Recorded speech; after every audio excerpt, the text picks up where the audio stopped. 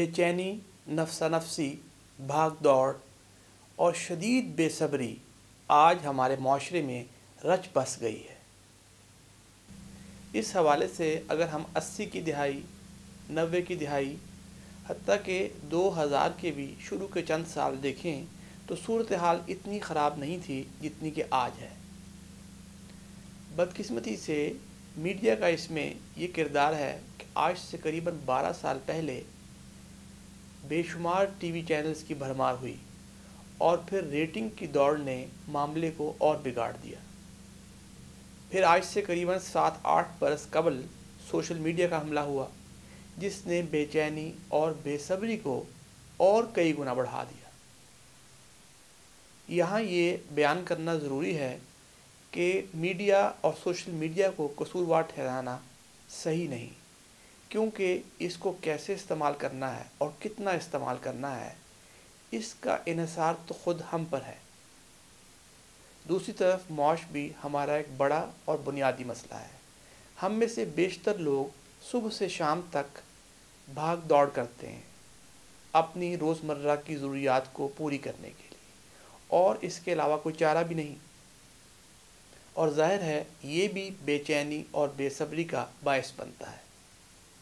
ایک اور زاویے سے دیکھیں تو ہم میں سے چند لوگ ایسے بھی ہیں جو ایک مسلسل بھاگ دوڑ میں مصروف ہیں، جبکہ وہ اس لحاظ سے جسٹیفائیڈ نہیں ہے کہ وہ اپنا ہی نہیں بلکہ اپنے آنے والی 3-4 نسلوں کے روزمرہ کی ضروریات کا بندوبست بھی کر چکے ہیں، اور یہ ان کی صحت کے لیے بھی ٹھیک نہیں ہے۔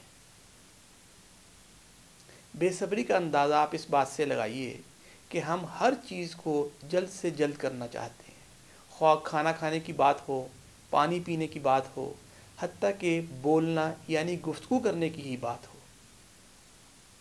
صبر، اطمینان، شائستگی، تہذیب، اخلاق شاید کہیں گم ہو گئیں اور ڈھونڈیں بھی تو نہیں ملتی۔ امتحان دیا ہے تو رزلٹ جلد مل جائے۔ اگر گاڑی پہ سفر کر رہے ہیں اور سفر 1 گھنٹے کا ہے تو کسی طرح آدھے گھنٹے میں ہو جائے، اور بعض اوقات ایکسیڈنٹ، اور یہاں تک کہ بعض اوقات انسان اپنی جان بھی کھو بیٹھتا ہے۔ یہ سب بے صبری کے ریزلٹس اور کانسیکوینسز ہیں۔ KFC یا کسی اور ریسٹورنٹ میں ہوم ڈلیوری کے لیے کھانا آرڈر کیا ہے تو وہ جلد آ جائے۔ کوئی بھی کام ہے ہم جیسا کہتے ہیں ویسا ہو جائے، اور خاص طور پر جلد سے جلد ہو جائے۔